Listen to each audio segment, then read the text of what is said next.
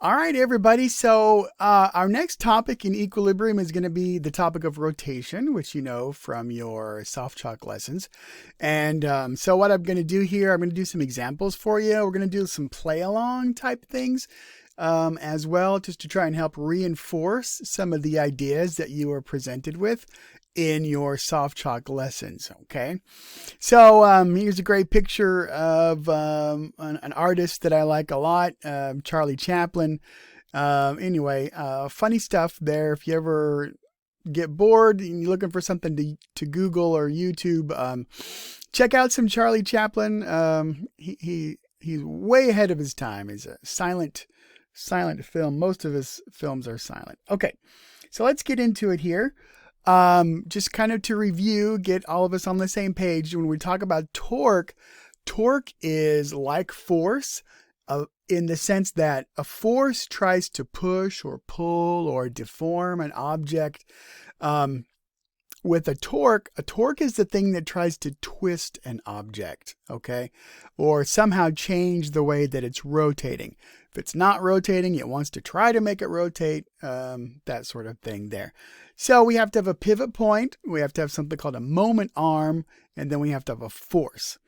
And so when we're talking about these things, what we are interested in is the moment arm, the force, and the perpendicular way that those interact together. All right. So with my little wrench image here, we've got our pivot point and we've got a moment arm that comes all the way out here like this. Then there's our force that we're able to apply. Okay, but the angle matters, and what we really need on that is we really need this part right here, what we can think of as the perpendicular component of our force. Okay, now how we get that perpendicular component is we use F sine theta, just like that. Okay, now there's a few other ways to do this. I'm giving you sort of a really basic way to think about torque, but this is a good way. So if we take a look at our example here, if I've got a moment arm out there at a distance of 0.2 and then my force is 35, let's just make up an angle here. I'm going to pick an easy one, which is 30 degrees. Okay, so let's assume we have a 30-degree angle. So then what we're talking about in terms of trying to calculate the torque, all right, is our torque is going to be R, which is the 0.2, times F, which is the 35. And then we need the sine of our angle. So we're going to have the sine then of 30 degrees, just like that. Okay. Now, I happen to know that the sine of 30 degrees is a half. Okay. So I have 0.2 times 35 times a half. Okay. So 0.2, 2 times 35 is 70. But it's 0.2, so instead of 70, it's 7. And then I need half of 7, and so that turns out to be 3.5. Okay? Just like that, all right? All right, now, with a force, we could talk about a force being to the left or to the right or up or down. There's a direction because it's a vector. Torque is also a vector. So what we found here at 3.5 is the magnitude of that vector. We still have to specify its direction, okay? So there's 3 ways we can do that, okay? The first way is like an analog clock, okay? So it's rotating here or here, okay? And in our particular case, all right, we've got it like this, and we've got our force applied up here, and so it's going to rotate like this, and so we would call that it's reversed for me here. Okay, looking at the picture, that's going to be counterclockwise. Yeah, and that works in my video as well. Okay, so that's counterclockwise. So one way to talk about direction for moments or for torques is to say they're counterclockwise or they're clockwise. Okay, the second way is to think about if we had a protractor. All right. So, if we had a protractor on here, the angles would go 10, 20, 30, 40, right? And so this particular torque is trying to make things move in this direction. And so we would call it a positive torque. if F were the other way, then it would try to twist it clockwise instead of counterclockwise, and then we would have a negative torque for that one. Okay. Now, the third way to talk about a direction for torque requires the three-dimensional vectors. Okay. And the way we would do that is we would say we've got R crossed with F. It's a cross product, gives us a third vector in the Z direction here. And wherever our thumb is actually the vector direction for torque. Okay. So in this case, we could say that it was 3.5 K hat. Now, we're not going to use that notation if you're in Calc 3. Then that what I just said makes perfect sense to you. If you're not in Calc 3, it probably sounded like a foreign language, and that's okay. You don't have to know that. Okay, you don't have to know that. We're going to stick with positive, negative, clockwise, counterclockwise. Okay. Okay. So we're going to do a little play along here, and obviously I can't see you or hear you, but I need to trust you. Okay. So there's a difference between doing push-ups and watching push-ups on TV. There's a difference between doing aerobics and watching aerobics on TV or a video. Okay. So if you want to get stronger, you can get stronger by doing push-ups. Watching push-ups is not going to make you get stronger, okay? Watching aerobics is not going to make you healthier. You're still going to be a couch potato, okay? So if you're not going to be a couch potato, you got to get up off the couch. You got to do the push-ups. You got to do the aerobics, whatever it is you're going to do, okay? So in our play along activities that we're going to be doing, there's going to be times when I'm going to say, okay, pause the video and figure out such and such, such and such. Okay. I need you to get off your couch and do the thing. All right. If you just watch how I solve it for you, you are just being an academic couch potato. All right. That is not going to help make it easier to do your homework problems. That is not going to make it easier for you to understand what's going on. It will be counterproductive, okay? So when I get to the questions, all right, and I say pause the video and pick your answer, I need you to actually pause the video, actually try to solve it, and write down on a little piece of paper what your answer is, all right? Otherwise, you're just being a couch potato, okay? So here we go. So here's our first question. All right, we've got 5 different scenarios, A, B, C, D, and E, okay? And what you need to do is look at them all, A, B, C, D, and E, and there's a torque that's produced, and then look down through here for your options. Which one of those options, A, B, C, D, or E, is the correct way to rank them from largest to smallest. Okay, so here we go. Don't be a couch potato. All right, so pause the video and you try to figure out which answer, A, B, C, D, or E, is correct. Okay. Okay, I hope you did it. I hope you wrote down your choice. Okay, so let's take a look at these things. So let's start. If we start with A says that D has the largest amount of torque. Okay, now we don't actually know how long these little objects are. So what we'll do is we'll just say there's some length L. Oops, that was not the right thing. Some length L. Now, we don't know what L is. L could be 2 centimeters. It could be 20 meters. All right, but we can just say that it's L. So if we look at D, our moment arm for D goes from the pivot out to here.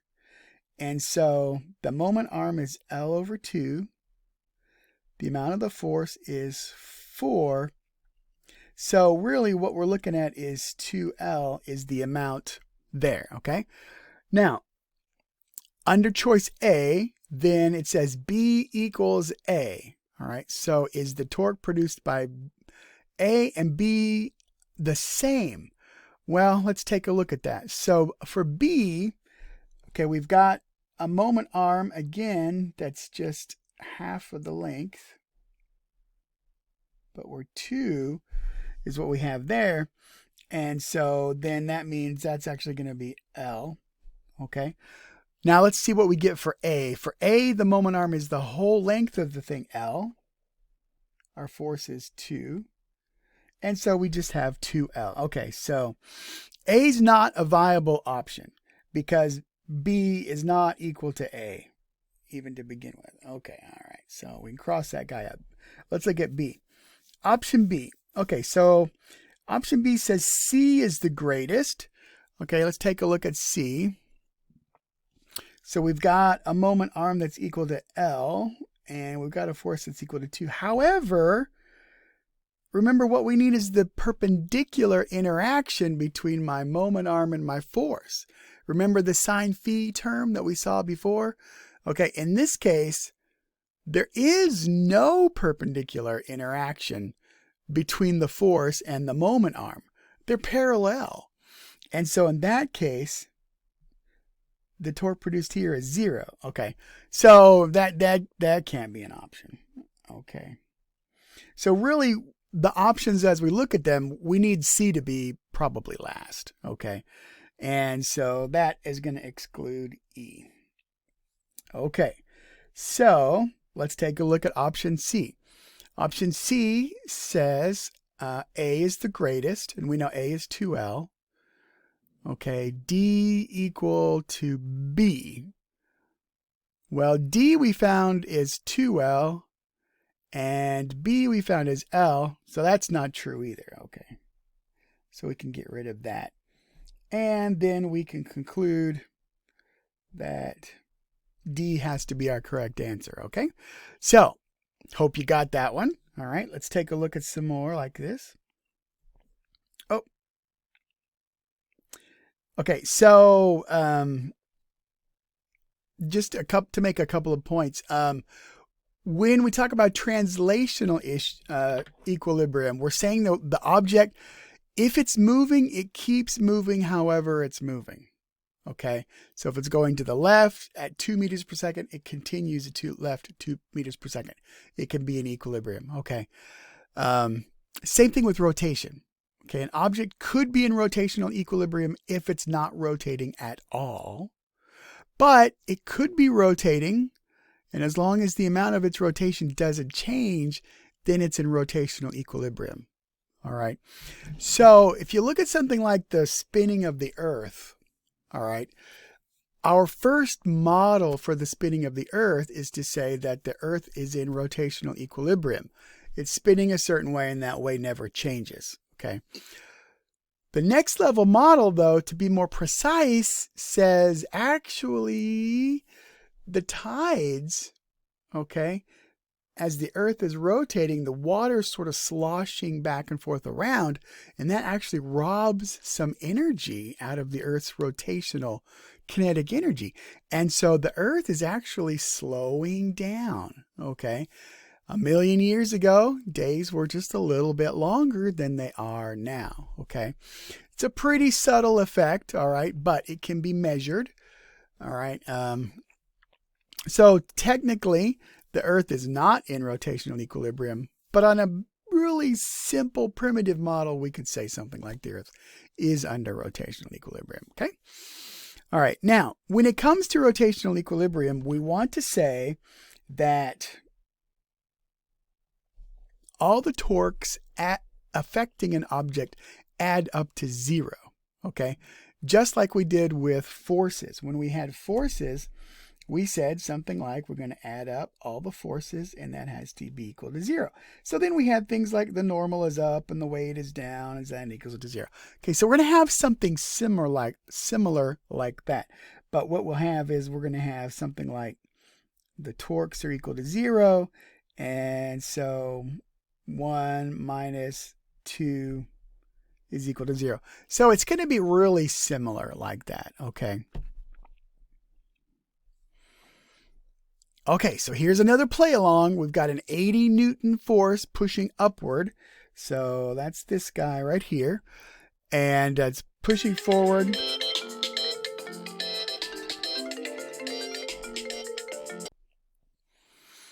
All right, sorry about that. My phone rang. So we got this 80 Newton force pushing up, and then we have a second force that's got to push down. It's 40 newtons, and we got to figure out where to put it so that it creates an equilibrium condition with the 80 Newton force, okay? So I'm going to pause the video. You play along at home, and what you're going to do is you want to choose between A, B, C, D, E, and F.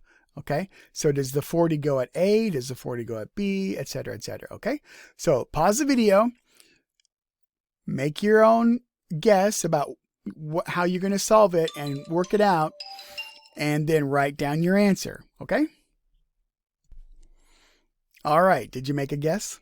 Okay, so what we need to do is we need to think about what's happening with our torque. Okay, so we don't really know anything about our lengths. Okay, to calculate torque, then we're going to need a moment arm. Okay, so we're going to kind of need to know how far is this right here. Because I want to calculate the torque from this guy. Let me call that T1. Okay, so I need a distance. So you know what I'm going to do? I'm just going to call each one of those 1. Okay, that means my distance, my moment arm, is actually 2. So I've got 2 times 80. So that's a 160, okay? And it happens to be in the positive direction.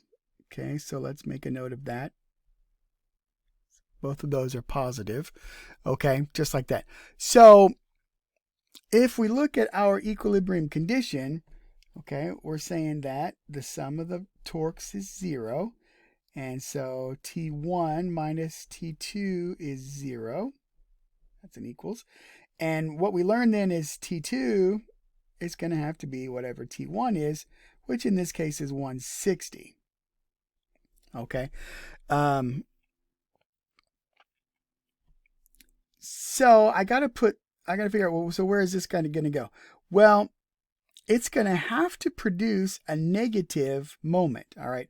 And I kind of actually already took that into consideration when I put my minus sign in here, just like that. I should have put it in as plus a negative. Okay, so it's plus a negative. And so the only way I'm going to get a negative is if that thing is over here on this side somewhere. Okay, and so we'll do it like this. We're going to say, so T2 has to be my moment arm. Okay, and times the force, which is 40, just like that. And in order to get 160 out of that, you can see R needs to be 4. All right, R needs to be 4. So that's 1, 2, 3, 4. So I need to put that force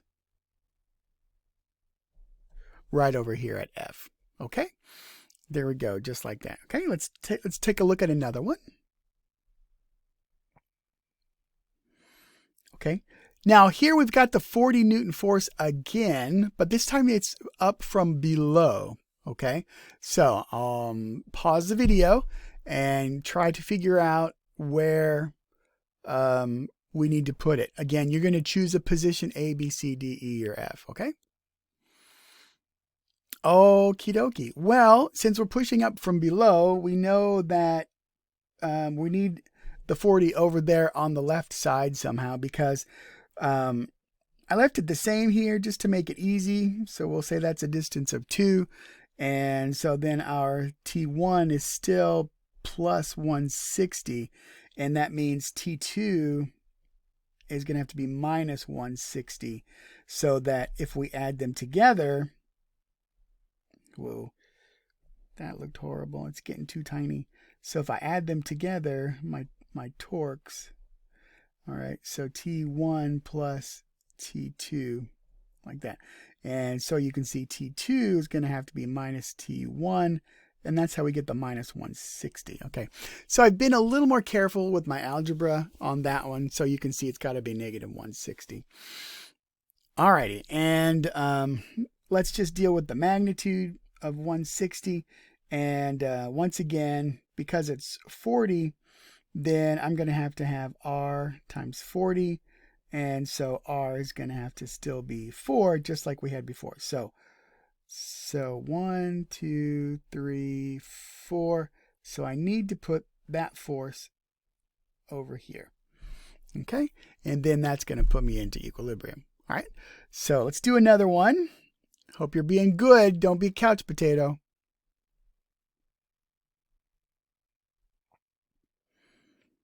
Okay, now this one, the pivot point is over here now. Okay, so it's a little bit different, but you should have the basic idea how to solve this. Okay, so pause the video and choose your location, A, B, C, D, or E. Remember to write it down on a piece of scratch paper. That's very important. Okay, that's very important. Okay, so I have calculated T1. Tau, it's actually a tau. I shouldn't call it T1. Tau 1, which is the torque from our 80. And so again, each little unit there, I just called it 1. So I went over 1, 2, 3, 4, 5 times 80 is 400 is what we got there. And that's 400. It's going to be counterclockwise as we're looking at it. So the 40 is automatically clockwise because of where our pivot is. Okay, because the pivot's way over there on the side, then as we do it like this, it's over here, so it's going to make it automatically go down like that. So we just got to figure out where it's going to go. Okay, so if we think about as an equation, all right, we're going to have T1 minus T2 has to be 0. And so again, Tau 2 has got to be Tau 1. I'm just going to deal with the magnitudes because I've already taken direction into account when I subtracted them. And so that's going to have to be 400. But Tau 2 is R times 40. Has to be equal to 400. And so R has to be 10. Okay? So 1, 2, 3, 4, 5, 6, 7, 8, 9, 10. All right, so F is our correct answer on that one. Okay.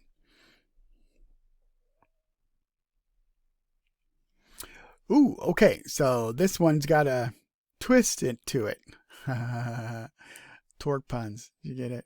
Did you get it there? Okay, so you know the game. Pause the video and write down on a piece of scratch paper your choice, A, B, C, D, or F. Okay, so there we go. You can see I've calculated Tau 1, the torque from the 80. We know everything about that. So it's a distance 6. Again, I just went 1, 2, 3, 4, 5, 6 away from D.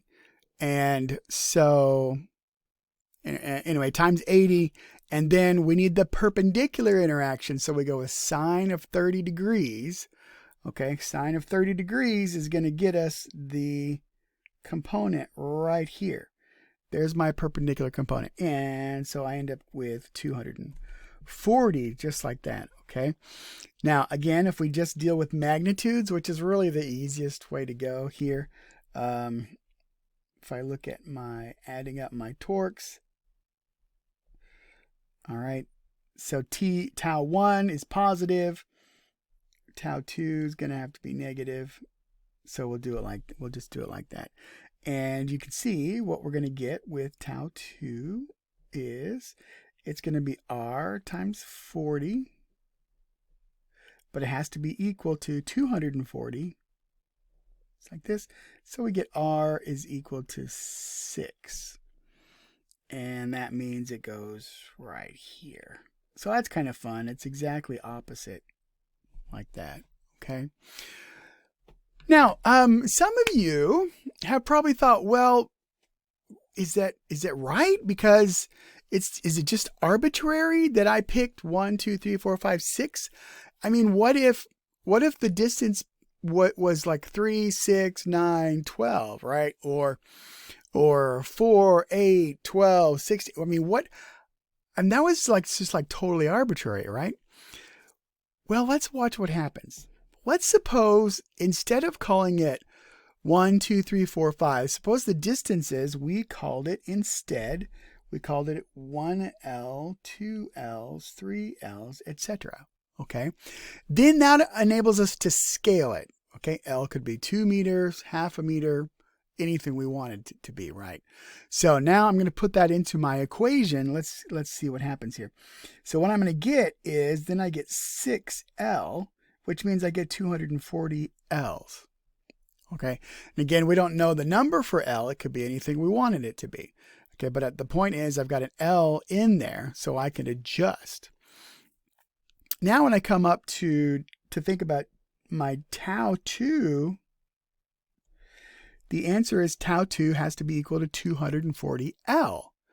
So I have R times 40 is equal to 240 times L. When I divide through by my 40, I still get the 6, but now I get 6L.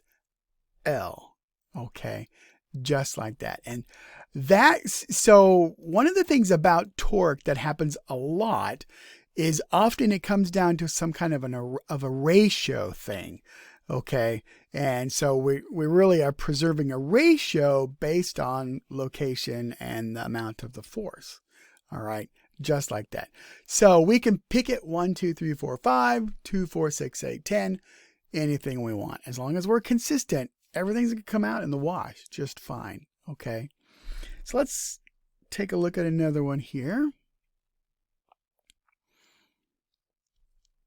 Okay, so here's an important idea that we call the center of gravity, or and in our case, center of gravity, center of mass is going to be the same thing here. Okay. When we talk about the center of mass, we're talking about, let me write that down up here. Center of mass. What we say when we talk about center of mass is the location where the object acts as if all of its mass were concentrated into a single location. All right. And how would the object behave? Okay. Now, many times the center of mass is simply the center of geometry. And that's what we have right here. Okay. We have a certain center of our geometry. That's our center of mass.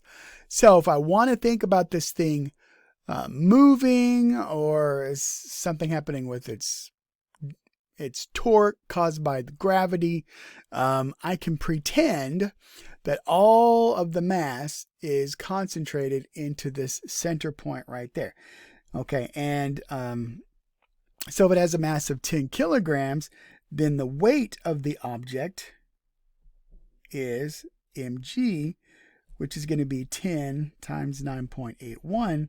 So my weight is 98.1, and that's what we've got marked right up here. Okay, so if I want the torque produced by the weight of the bar, then all I need to do is look at my moment arm, which comes all the way over here. Okay, and happens to be 50 centimeters. Okay, so I would do it like this. I would say I need RF, excuse me, and they're already perpendicular, so I don't need to adjust anything there. Excuse me.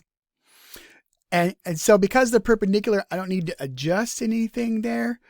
We can just go with it. So I would have my R is 0.5, and my force would be 98.1. Just like that. And that comes out to be like 49.05 or something like that. It's a 49.1 if we put sig figs in there. And that's what my moment would be. And I've forgotten to talk about units. The units are kind of weird. All right, so let me grab another color here. We're talking about meters and newtons. And so my units on this would be Newton meters is how we say that. And there's no shortcut thing for it. It's just a Newton meter. Okay. Just like that. If we were in English units, we would have pound feet. Just like that. Okay. And maybe some of you, if you've done a lot of precision work with engines, maybe cars or something like that. Sometimes certain bolts, you have to tighten them and it'll say, don't tighten it more than, 200 pound-feet of pressure. Okay. Pound-feet of torque. All right. Anyway, so there's a special wrench that will tell you how much torque you're putting on it. And the reason that's important is if you put too much torque on it, you can break the bolt. All right. And that's annoying. Okay. You don't want to have that problem. Okay. So let's go to our next one here. Okay. So what is the mass of the meter stick in the configuration below? So we've got a pivot here. It can pivot, and then we're pushing down on it with 40 newtons. And by pushing down with 40 newtons at that location, all right, we're able to keep the bar from pivoting, okay? So think about it like this. Here's my pivot. My bar wants to fall down, but I'm able to push on it like this and keep it in equilibrium, okay? So there's your choices, A, B, C, D, E, F. All right, pause the video and see which one of those is going to be the correct answer. Remember to write down your choice, okay? That's important.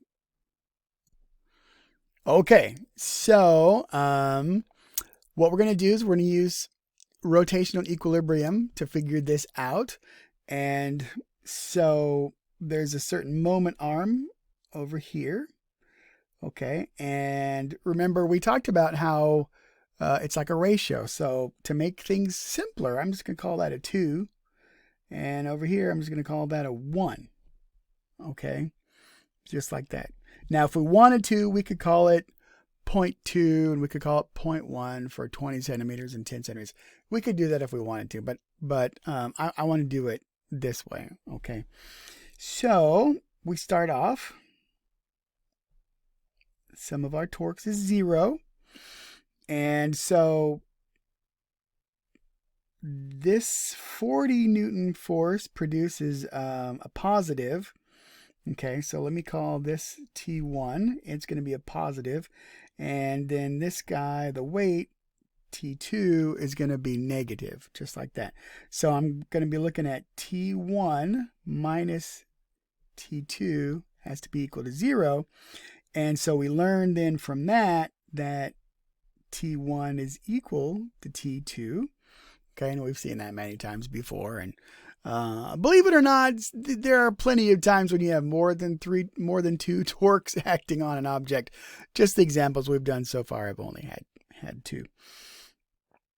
T1 is I'm going to say R1 times F1. We'll do it real formal, and this is going to be equal to R2 times F2, which is the weight of the meter stick, and the weight of the meter stick is mg, so we could come over here and call this R2 mg, just like that. And so we've got R1 F1, and we want to solve for the mass, and so we're going to get here the mass.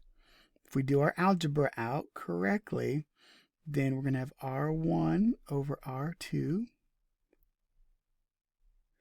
and then we're going to have F1 divided by G. Okay, that should work out for us. And so if we want to think about numbers, then R1 is 1, R2 is 2. Okay, so there's that ratio again. So if we actually put in 0.2 or 0.1, we're still going to end up with a half. No matter what we do, we still end up with a half. And that's a really good reason. And I like to do my algebra that way, where I pair up my units. So I've got meters over meters, okay, with my R1 and my R2, meters and meters. So that makes things a little bit simpler. And then we've got F, which is 40, G, which is 9.81, okay. Now, I don't have my calculator in front of me, so I'm going to kludge it. All right, I'm going to approximate it. So this is approximately a half, 40 over 10, which becomes a half times 4, which is 2. Okay, so we need our number that's about 2. So that's this guy right here. Okay, so that would do the trick for us right there. Okay. All right. And you could put in 9.81, you'll get exactly 2.04. But since our options are very different, I knew if I just approximated 9.81 as 10, I knew that would work out to get us the right place. Okay. All right, there you go. There's a bunch of examples for you. I hope you played at home. I hope you weren't a couch potato. All righty. We'll see you next time.